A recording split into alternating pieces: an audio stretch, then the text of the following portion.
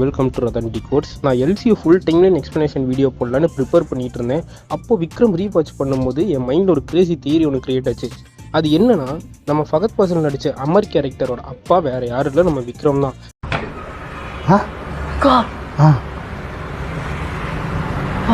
ஷாக்காகாதீங்க, இது அஃபீஷியல் இல்லை, பட் இது உண்மையாக நிறைய பாசிபிலிட்டிஸ் இருக்குது. இந்த தியரி எப்படி பாசிபிள்னு சொல்கிறேன். வீடியோக்குள்ளே போகிறதுக்கு முன்னாடி நம்ம சேனல் சப்ஸ்கிரைப் பண்ணாதவங்க சப்ஸ்கிரைப் பண்ணிட்டு இந்த வீடியோக்கு ஒரு லைக் கொடுத்துருங்க. இப்போ வீடியோக்குள்ளே போகலாம். ஆரம்பிக்கலாங்களா?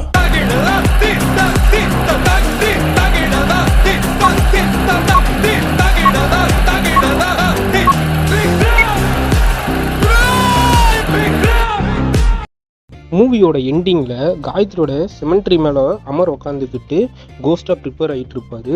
அப்போது காயத்ரியோட பர்த்டேவை நமக்கு காமிச்சிருப்பாங்க. அதில் என்ன போட்டிருக்கோன்னா, அவங்க 1991 பிறந்தாங்கன்னு போட்டிருக்கோம். அமரே சொல்லியிருப்பார், நாங்கள் 2 பேரும் ஒன்றா தான் ஆர்ஃபனேஜில் வளர்ந்தவங்கன்னு. என்ன வேலை செய்கிறேன்னு நீ கேட்டதே இல்லை. ஆர்ஃபனேஜில் இருந்து இது வரைக்கும். ஸோ இங்கே தான் ஒரு முக்கியமான விஷயத்த நம்ம நோட் பண்ணணும். ஆர்ஃபனேஜில் இருக்கிற ஆர்ஃபன்ஸ்க்கு அவங்க டேட் ஆஃப் பர்த் தெரியாது. அவங்க ஆர்ஃபனேஜில் சேர்ந்து அந்த நாளை தான் அவங்க பர்த்டேன்னு கன்சிடர் பண்ணுவாங்க. ஸோ காயத்ரி 1991 தான் ஆர்ஃபனேஜில் சேர்ந்துருக்காங்கன்னா, அப்போ அமரும் அதே இயரில் தான் சேர்ந்துருக்கணும். கல்யாணம் பண்ணிக்கலாம். இப்போவா? இப்போதான். இப்போ நேரம் என்ன ஆகுதுன்னு தெரியுமா? சத்தியமாவா? ஃப்ளாஷ்பேக்கில் பிளாக் ஸ்குவாட் டிஸ்மேண்டில் ஆன இயரும் 1991 தான் சொல்லியிருப்பாங்க. அப்போ தான் ஏஜென்ட் விக்ரம் அவர் ஃபேமிலியை காப்பாற்ற பிரபஞ்சனை ஒரு ஆர்ஃபனேஜில் சேர்த்துட்டு தலைமறைவாக இருப்பார். அப்புறம் பிரபஞ்சன் வளர்ந்ததுக்கப்புறம் விக்ரமும் அவர் கூட சேர்ந்துருப்பார். இப்போ தான் எனக்கு இந்த ஐடியா வந்துச்சு.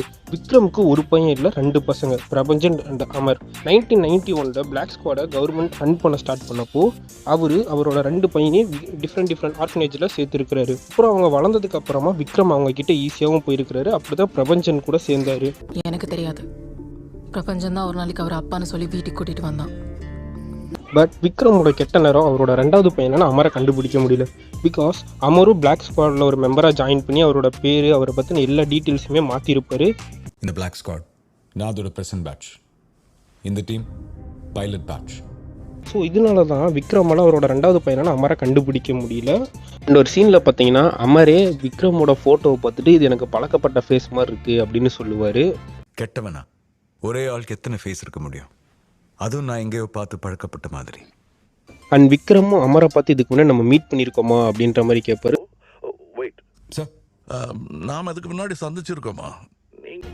இதுதான் என்னோட தியரி. லோகேஷ் மகராஜ் நினச்சா இது உண்மையாக்கலாம். பிகாஸ் எல்லாம் இந்த தியரிக்கு ஏற்ற மாதிரி தான் செட் ஆகியிருக்கு. இந்த ஃபேன் தியரி பிடிச்சிருந்தா இதை பற்றி உங்களோட தாட்ஸை கீழே கமெண்ட் பண்ணிட்டு நம்ம சேனலை சப்ஸ்கிரைப் பண்ணிடுங்க. அப்படி இந்த வீடியோக்கு லைக் கொடுத்துருங்க. தேங்க்ஸ் ஃபார் வாட்சிங். உங்களை அடுத்த ஒரு நல்ல வீடியோவில் மீட் பண்ணுறேன்.